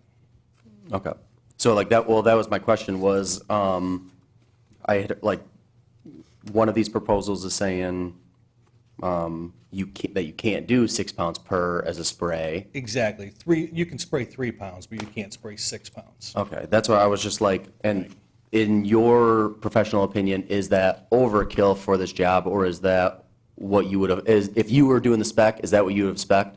I wouldn't spec 6 pounds because it's it's a spec that's used on airports. It was written by the government many years ago. If you squeegeed 6 pounds, it would look like you'd see streaks, and you would be so unhappy with it. You can spray 3 pounds and you don't leave streaks. The 6 pound spec was written for airports. This is nothing to do with what airports are. And actually, they have found that when they put 6 pounds on airports like that, it comes up in sheets. So it's really something that's really never worked. So is that what we're doing? You're going to get 2, 3? 2 3s, yes. So that's going to be different, but it's still hitting the spec, but it's. Yeah. But it's not going to be coming up in sheets? No. It's not overkill? No. Okay. That was my biggest thing, was just like, it didn't make sense to me, like, just, when I'm reading through, What's it's kind like, of funny is the people who spec'd it didn't bid it. that's curious as well. Yeah. But, and that's why I was asking, it was just like, I don't know, it didn't make sense to me, but I was Right. curious of how that, because none of it added up for, okay, if you can't do that, how is that our spec? So, okay. Nancy. Ms. Tinberry? I'd like to move that we approve the bid for G&B Asphalt Maintenance at 5423 Lewis Avenue, Unit B, Toledo, Ohio, for the lump sum bid of $10,400. Friendly, With the I'll amendment. support it. Could you amend it that he signs his email and he takes care of Oh, that's right, he's got to send the an police side? I thought he was just going to do it. Yes, Nancy, friendly get him on the amendment, phone. fine. Any discussion? Wait, who supported? I support it with the friendly With the amendment. amendment. Could you call the roll? Ms. Tinberry? Aye. Mr. Peroni? Aye. Mr. Francis? Aye. Mr. Montry? Aye. Mr. Clemens? Aye. Hirschberger votes aye. Motion passed 6-0. Ms. Jean, could you take care of the email signing? Thank you, sir. for us? Thank you for being here. Okay, item H, request for approval of the MCRC contract for Lewiston Estates Special Assessment District. Ms. Hirschberger? This is the contract for Lewiston Estates Special Assessment District. The bids have gone out. They're going to be open May 16th, but they wanted us to approve the contract, so as soon as they open those bids, they can start the project. So I'll make a motion that we approve the Lewiston Estates Special Assessment District with the Monroe County Road Commission for a total cost of $1,146,600, which it will be paid by the residents of that district. Ms. Dinnerberry? Will that be billed on this? Was that a motion? Did you say? Yes. Yeah, can we get a support? A and then discussion? support. Okay. Discussion, Ms. Dinnerberry? Yeah, is this billed on their taxes this year? Yes. Okay, and just a comment, I'd like to have seen the 84,400 bid, but it hasn't been, so I don't want to hold up the project. Could you call the roll, please? Hirschberger votes yes. Ms. Tinneberry? Yes, I. Mr. Clemens? Aye. Mr. Montry? Aye. Mr. Francis? Aye. Mr. Prony? Aye, the motion passed 6-0. Item 8I, request approval of change order number 1 for Whiteford Center Road from the MCRC. Mr. Francis? This was a shocker, I'm sure, to the road commission and everybody else in the county that the cost of asphalt has gone up a lot. The project that we're speaking of is Whiteford Center, a mile in 1.32 miles from I think it's Smith to the township line, is it not? To the, No, it's No, not Smith. no. It's, Yeah, the state line. Section, isn't it? no, it's section. Section to state line. I beg your pardon.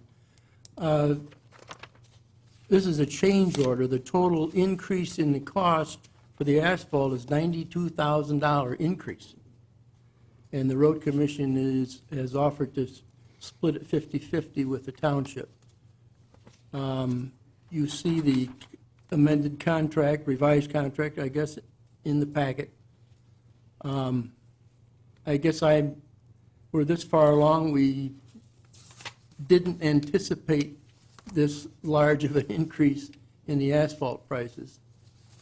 It's affecting a lot of contracts all over the state, I'm sure, well, probably all over the nation. I guess I would move that we approve this revised contract for the revised total cost for the project of $987,400. The township share of that is $239,400, and the road commission share is $748,000. I move that we approve it as presented.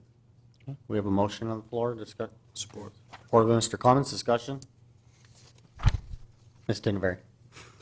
Well, I'm going to support this because I want the project to go through, but I just can't understand how the estimate could be off so far. I have a question of Mr. Bushman, if I might. Is Andrzak Pitson Construction the company that got the county? Can you come to the microphone, Asphalt. Barry? The county asphalt bid, did they get, somebody that? No, that would have been, I believe Cadillac Asphalt got I the thought that- countywide. How come this didn't go Cadillac? The, Probably didn't bid on it. they, I guess in this case, I really didn't look at the bids that carefully, but, they, it's one of those situations where this is a holistic project. It involves drainage, involves a lot of other aspects of the work, so. So But usually, the asphalt prices are what's driving the increases primarily. I know, but the county usually gets one company that gives the lowest asphalt bid. Well, and I'm not sure, Andrzak Pitson, may have Cadillac doing the asphalt paving too. Oh, I see. As This a is the whole, subcontract. okay, gotcha. They're the general. Okay, thank you. Could you call the roll, please? Okay, Oh, Mr. discussion. Montry, sorry about that.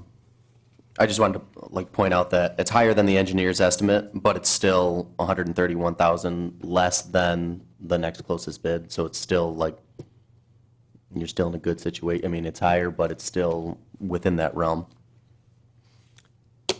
Could you call the roll, please? Mr. Francis? Aye. Mr. Clemens? Aye. Ms. Tinneberry? Aye. Mr. Montry? Aye. Hirschberger votes aye. Mr. Peroni. Aye. Motion passed 6-0. Okay, item 9, comments from the public. Comments limited to 5 minutes for each individual. Come on up. All the kids have to comment. Good evening, Logan Tisdale, 1308 Brandywine Street.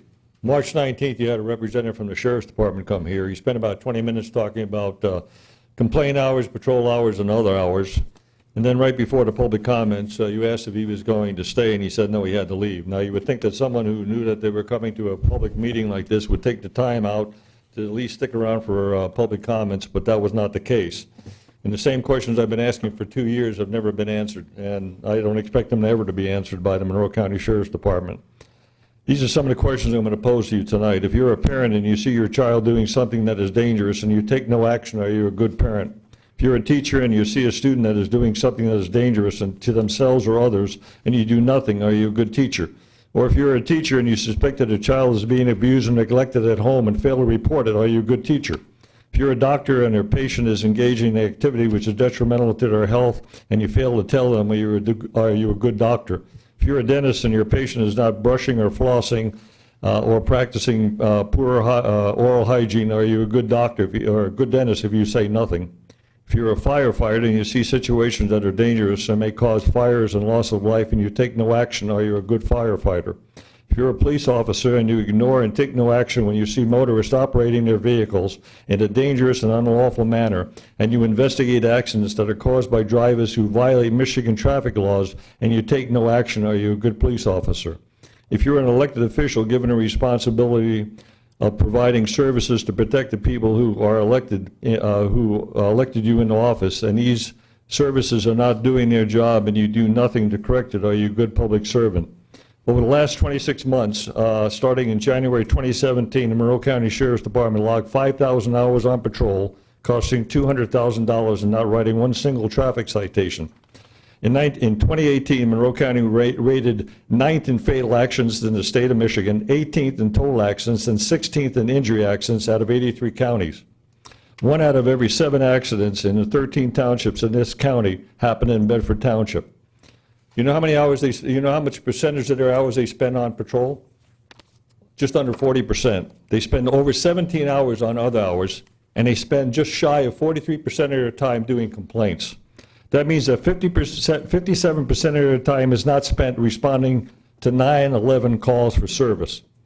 During the 43% of their time that they spend on complaint, many hours are spent investigating over the 500 accidents that take place every year in this township. How is it that people can go 100 hours on patrol and not write one single traffic citation? Nobody ever answers those questions. Sheriff's Department's not going to answer those questions. So what are we getting for all our money? You asked more questions to the lady that came up here about the closing of 2 roads than you asked the Sheriff's Department. And we spend $750,000 hiring them people to go out there and do a day's work. You cannot spend 100 hours on patrol and not write a single traffic ticket in Bedford Township. It's impossible.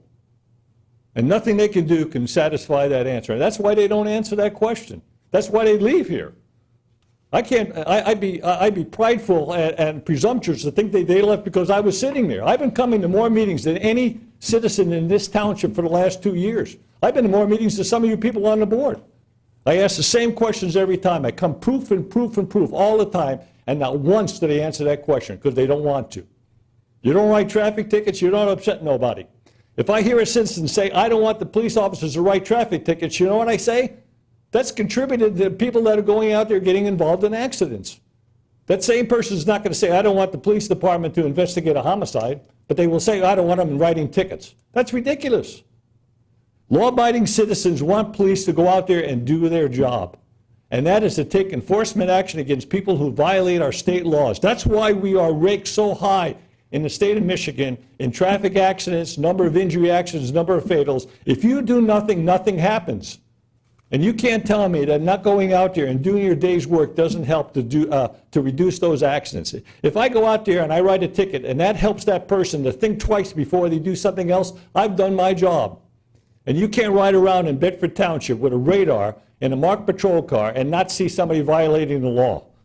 And they don't answer that question because they don't want to. And you know what? If you don't do something about it, I'm going to continue to come up here, and I'm going to start naming names. I'm going to start reading some of these deputies' names. That's what I'm going to start doing.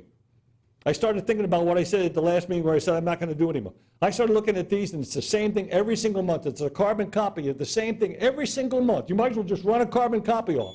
I'm going to start naming names, and that's what I'm going to do. Thank you. Thank you for your comments. Ken Gagne, 8311 Lambert Street. I got to agree with Logan. I see it every day on Secor, Monroe Road. Monroe Road's nothing but a racetrack to get from Secor to Summerfield. And while I'm on Monroe Road, I can't give the year, but it's probably 3 years ago, maybe 4, we had Monroe Road blacktop from Secor to Summerfield. The following year, we ripped all that blacktop off because we had to put in drainage. Well, they need to come back now and get the shoulders cut down so the water don't lay in the road. The south side of Monroe Road is all broke, about a foot in from the shoulder. It's just deteriorating. When they did the road, 2 driveways protrude out into the road. And I'm not sure what the setback is on Monroe Road, but we measured it today from the center of Monroe Road going up on Lambert Street. If it's 33 feet, I know that's what it is on 151, but if it's 33 feet, we have 2 big holes in the road that my neighbor and I repaired twice since they did Monroe Road. They only came back to the back side of the sidewalk. My neighbor sat right down there he stood right down by the pole when they were doing Monroe Road, and he watched the roller operator sit on Lambert Street with the vibrator going on while he's waiting for a truck to come with another load of blacktop. That's exactly where the 2 holes are.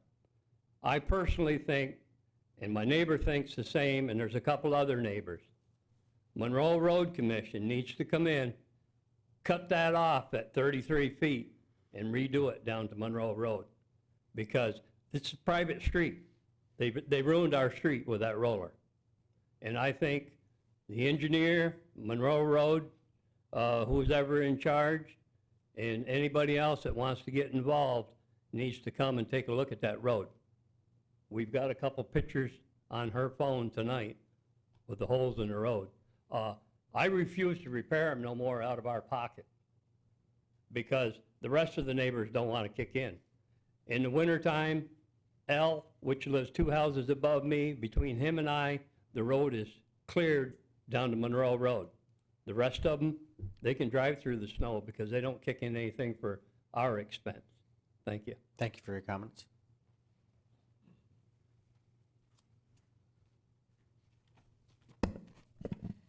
Five minutes isn't enough. Gail Kane, 1056 West Temperance. There comes a time when one must take a position that is neither safe nor politic, but he must take it because conscience tells him it is right. Martin Luther King. I'm addressing issues from the last meeting. I do not have a Facebook account, but there are people who ensure I am aware of critical Facebook posts, such as this past September when someone dropped me copies of an entire Facebook rant. Really. After the last meeting, I received many calls. Most likened Jewel Patton's attack on me to a live Facebook rant. Unlike the Facebook post prior and after the meeting, this live rant can't be pulled. It is forever and ever. Oh, does the number of emojis used in a rant indicate a maturity level? I have no reason to offer Jewel Patton an apology. Who took the first and third photos? Who made the false accusations? Who directed this behavior? I think I know. But I want to thank Jewel Patton and her Facebook friends. Her rant is an exact mirror likeness, the same type of behavior that I have many times been subjected to by Mr. Peroni. Name calling, innuendos, false accusations, plus the criticism at township meetings, and follow that by almost always is that I'm corrected during the public comment time by Mr. Pryor, who fully shares his true truths. So be it. This latest attack will be my driving force to continue to seek the full truth and disclosure, to exercise my right of using a FOIA if necessary to find, support, prove, and expose the real and full truths. I do not have the need to start or spread a rumor, as accused, unlike some who habitually tell mistruth in order to make themselves appear innocent or worthy of unwarranted praise. And TAC, an organization I have been involved in since 2002, has no reason to attack and take from another group their purpose for being or to prevent them from achieving their goals. Not so for some other groups in this township. Sad that this is what this township is, believe it or not, but I have come across some real eye-opening information. The township has a huge black hole. It's here at the Township Hall. Look down the black hole, and at the end you'll see a closed door with a multitude of tentacles protruding, manipulated and controlled by a dictator. These life-sucking tentacles are the ad hoc committees, the friend and family programs, the destruction of long-standing committees, the misuse of a public office, the promotion of select groups, and the self-serving purpose of others. It conceals the lies, the cover-ups, the efforts of this dictator to involve non-township entities to serve as surrogates to push forth his individual goals and personal agendas. Lastly, turning the primary purpose of the township government into a party planning organization. The ultimate measure of a man is not where he stands in the moments of comfort and convenience, but where he stands at times of challenge and controversy. Martin Luther King. Unforeseen regarding the roundabout, I have with me the timeline from the Road Commission. Odd that he was not here. This township approached him. They did not approach the township. As far as to downtown Temperance Day, remember, I've been told they want to work with us. They want to be a part of it. They are refusing and ignoring the official declaration of when downtown Temperance Day is. There are other literally dead-end roads. You've all ignored the concern of the railroad tracks, the golf course, the traffic that will be forced into the neighborhoods. I live there, and if I want to head north for an emergency in my family or any place else, if there's a train, I could find myself clear up beyond Rock Road before I can get out of town. The people that come from Ida are not going to be able to get to that grocery store, and they have nowhere else to go but to Monroe. If I want to go to Erie, I'm going to have to go all the way up and around, possibly as far down as Smith Road, in order to get back across. And if the train's across the Dixie and Lavoie, I'm screwed. So maybe we could all get $50 gas cards to the residents. You know, and the reason you do the BBA is because the township is a member. The township is a member. So to that, there is also the Board of Appeals, and it says here that no temporary use permit shall be granted without first giving notice to the owners of adjacent properties of the time and place for a public hearing to be held. I'm not against the party. It was TAC's idea. It was TAC's invention, and for 15 years we did it and never closed the road. And we never saw 5,000 people. It isn't going to happen. Thank you for your comments. Any more comments from the public? Seeing none. Moving on to comments from township board members. Ms. Tenenberry? Well, I would just You have no like- comments? No, I'm Yeah. just kidding. I have, I think 13, but Oh. I want to commend our young people that are here tonight, sat through this whole meeting. They are the best of the best. I don't know one single one of them, but I know if they are dedicated to their class to get approval or credit, they deserve our applause because they've sat through this meeting. And I want to just say to you, what you've witnessed here tonight is positive governmental oversight. You haven't seen a board that agrees on everything. We debate, we dispute, but when we leave here, we're still friends, but we don't agree. We don't agree on everything that comes before us, and so we are required as elected officials to speak what we believe is true or what we believe would work, and then vote accordingly. So I thank you for coming, and I thank you for staying. I noticed some of the rest of your class must have had other homework to get home to, so thank you for coming. That's it. Oh, I could go on. You want me to go? We are still friends, Nancy? No, not you. Oh, meant the I was rest kidding. of- I thought, Mr. Francis? I echo Nancy's comments about the kids. I'm glad you're here. government moves at a glacier speed sometimes. Sometimes that's good, sometimes that's not. Nancy said we don't always agree. That's true, we don't. We don't have to agree, but we need to be agreeable. And I think for the most part, we are. I personally don't want to be on a board where everybody agrees. If everybody, all 7 are going to vote the same way, you only need 1 person on the board. You need the different opinions. You need the pros and cons of every issue. I think that's the way government is supposed to be. And you end up compromising, usually. I wish Washington could figure that out, but they can't or won't. But that's their problem, not ours. One thing I do want to mention is I'm a Lions Club member. And the Lions Club, Lions Den is having a grand opening this Saturday at 10 a.m. It's at the old Prairie Drug Building on Lewis Avenue at the corner of Washington Street. We'd like to invite as many of you as would care to show up for the grand opening at 10 o'clock. We'd like some board members that could be. It won't be a long thing, a few minutes at the most. Little ribbon cutting, I'm sure, and you'll be able to see what a lot of hard work and money has done to that old building. It's really a vast difference. And I think it's going to be a great help to our effort in trying to fund various charitable works. Every dime that the Lions Club takes in from that goes back into charity. We don't have any expenses that we charge against there. And I think that's a good thing. I just wanted to announce it. If any of you would be willing to come in the audience or the board, it'd be appreciated. Mr. Clements? Thanks. I had 2 things. To the Temperance Fest group, I guess the simple thing is too much is given, much is expected. And as you could tell by the debate tonight, it was not an easy decision. And I think all of us support what you're doing. All of us want us to be successful. I would just encourage you to go every extra mile so that it is a success, it is successful, and ultimately everybody comes away from this as it's setting a good precedent here in the community and not a bad. To that end, I know that we're basically making a recommendation to the road commission.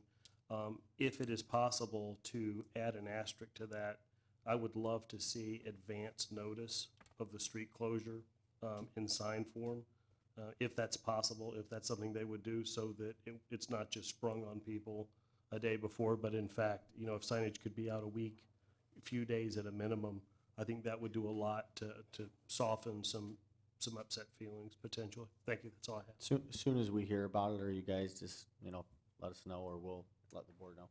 Mr. Matrai? I got a couple things. First, I was going to read the mission statement of the Monroe County Sheriff Department is to suppress criminal activity, maintain public safety, and promote professionalism while respecting the constitutional rights of all individuals. And I appreciate that mission statement, and not as a antithesis to anything that Mr. Tisdale said, but more for clarification, just so that it's not a misperception that just in the month of March, there are 69 traffic citations, 12 arrests, and this is just in Bedford Township, 12 arrests and 34 warrant requests, just because I don't think it's intentionally miscommunicated. I think it's just, I know what Mr. Tisdale's saying, but I just don't want, I think it's easy to be listening without the figures and go, wait, there's not, you didn't write a single, there's different, to answer, I think, part of the question, when I've talked to representatives of the police department, is there's different people doing different roles. And I think that kind of speaks to why there's the carbon copy, that's kind of those individuals' roles, and other individuals on the police department have separate roles that aren't as included with a traffic focus. So I just wanted to kind of like, just from my understanding, clear that up as best I can. I would like the record to show that I oppose the Knox box, lock box, as much as possible. To Mr. Peroni's point, I do need to do more research and see if I can figure out some sort of, it's simple to say, oh, we should do that and not have the solution truly there. So that is something I need to look into, but I just wanted to be on the record that I am in full opposition of that. Appreciate the kids who stayed the whole time. I feel like you should get like a star on your paper for extra credit.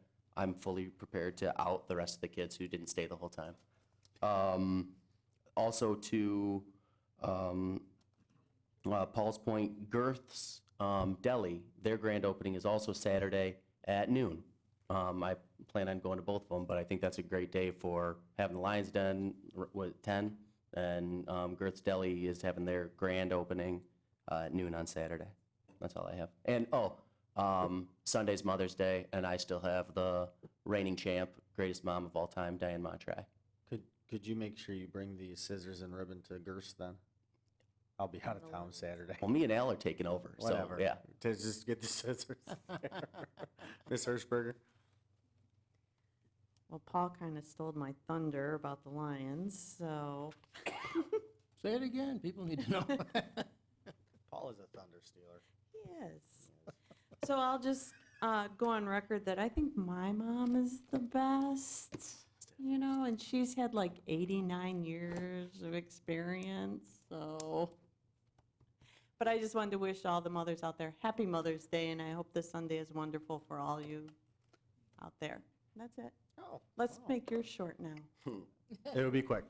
I just want to say I am proud to be a part of this board. I think in the last 2.5 years, we have accomplished a ton as a board together. TC and I were just talking about this the other day, just when you look back at some of the things that we've been able to get done, it's pretty cool. I do want to say, this group did reach out to TAC, and Ms. Keene was at one of our first meetings and was asked to leave when the comment came out that I'm going to do everything I can do to stop this. How can you work with somebody when that's their goal? So the police were called and she was removed.